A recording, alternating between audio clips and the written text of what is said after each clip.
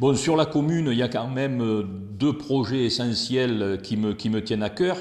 C'est d'une part la troisième tranche du réaménagement du centre ancien, puisqu'on a fait la rue de Branca, la place de la mairie, après on a fait la place tout autour des Augustins, où on reconditionne complètement la voirie, on enfouit tous les réseaux, on refait des calades pour bien être dans le ton un peu moyenâgeux du centre ancien de Perne. Et donc on doit faire la place du Cormoran et la place Fléchier. Après, il y a un autre chantier qui est important, donc celui-là, il y a les financements parce qu'il ne dépend que de la communauté de communes, c'est la réfection d'une route assez fréquentée, qui est ce qu'on appelle la route de Sudre, et qui relie Perne à Monteux par une voie qui est de plus en plus fréquentée.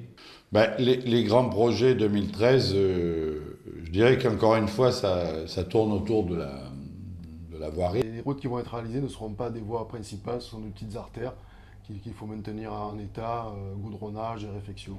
En matière d'ordures ménagères, l'essentiel ne va pas concerner la commune, mais beaucoup plus la communauté de communes derrière, puisqu'on va renouveler des véhicules de collecte. Alors il y a des projets pour la déchetterie, notamment au niveau de l'agrandissement. Il faut qu'on l'agrandisse parce elle a un succès, elle a du succès, donc forcément c'est trop petit.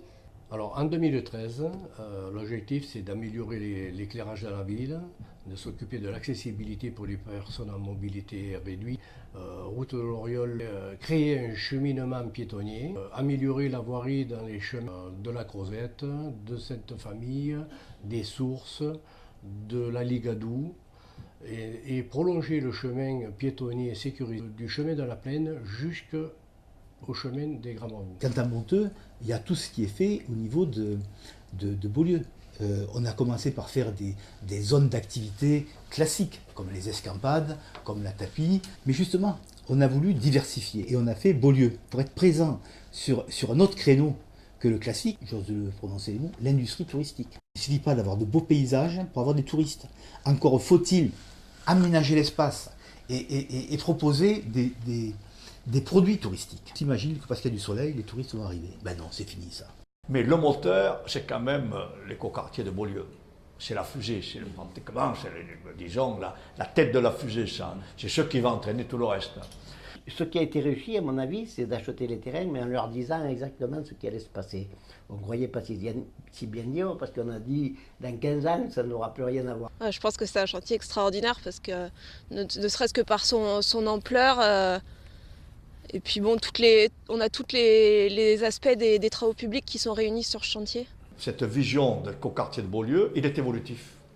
C'est-à-dire qu'on peut l'établir en plusieurs phases. M. Christian Gros ne l'a pas vu en 5 ans, il l'a vu à l'aune de 10 ou 20 ans. Avec 110 hectares de réserve foncière, c'est pas rien.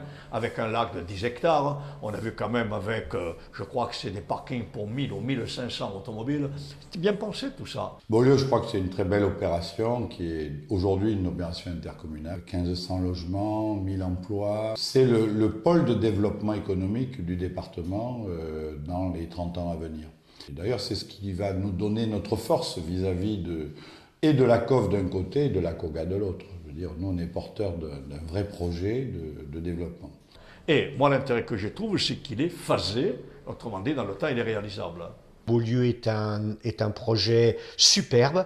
Nous attendons bien sûr son évolution et nous interviendrons en aide à la communauté de communes sur la partie économique. Il y a des quartiers d'entreprise, il y a des quartiers de loisirs, il y a des quartiers d'habitat, il y a des quartiers de commerce. Je dis qu'il faudrait y ajouter, je ne l'ai pas vu, des quartiers culturels et cultuels. Beaulieu, c'est vrai que c'est un peu fantastique pour moi. Là, je peux parler que pour mon avis à moi. C'est que Beaulieu, c'est un rêve qui prend forme. Je pense notamment au projet, c'est le projet de Beaulieu, bien évidemment. Ça, on ne peut pas passer à côté. Nous réunissons au moins une fois par an, c'est pour l'Assemblée Générale qui a lieu à Beaulieu pour le pique-nique du début septembre. Et puis nous sommes souvent invités par la mairie pour les différentes inaugurations, premières pierres ou des fois des réunions d'information concernant l'avancée du projet.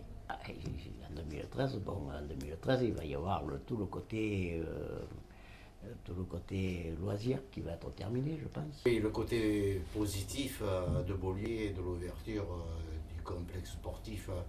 Forcément, ce sera un endroit très, très prisé parce que quand je vois l'engouement des jeunes qui arrivent en courant, ils plongent dans le lac et qui nous animent tout le coin, là, même que ce soit interdit, c'est un plaisir de les voir faire. Alors moi, je ne les dénonce pas parce que ça me fait tellement plaisir de les voir plonger que je me régale, quoi.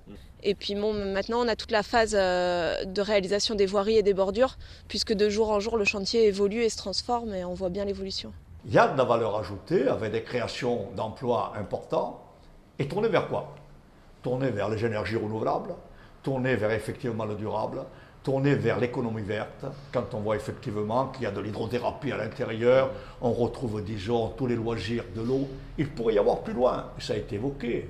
L'hydrothérapie, ça a été dit, les sciences de l'eau. La pire et la plus coûteuse des politiques, c'est de voir petit. Ce n'est pas ce qu'on a fait à Monteux. Ce n'est pas ce qu'on a fait avec l'écoquartier. Moi, j'ai tendance à dire bravo et c'est parfaitement réalisable.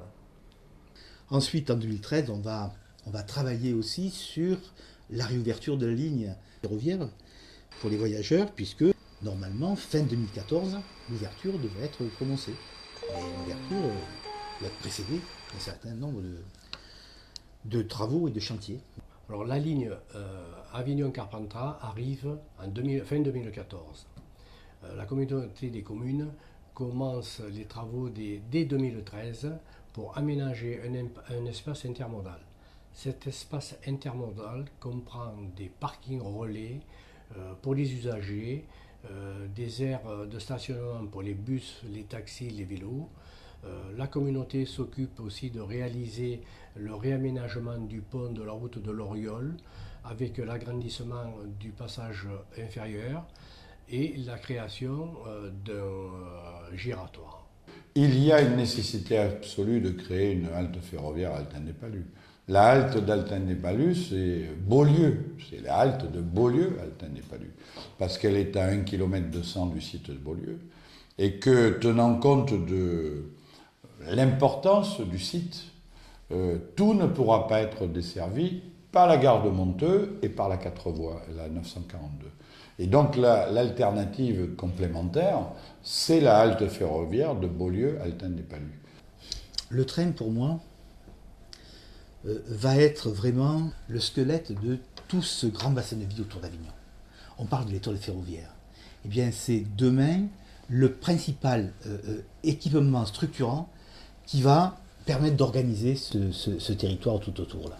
C'est-à-dire, finalement, l'aire urbaine d'Avignon. Il y a un grand bassin de population, là, qui représente 500 000 habitants. Et l'étoile ferroviaire va permettre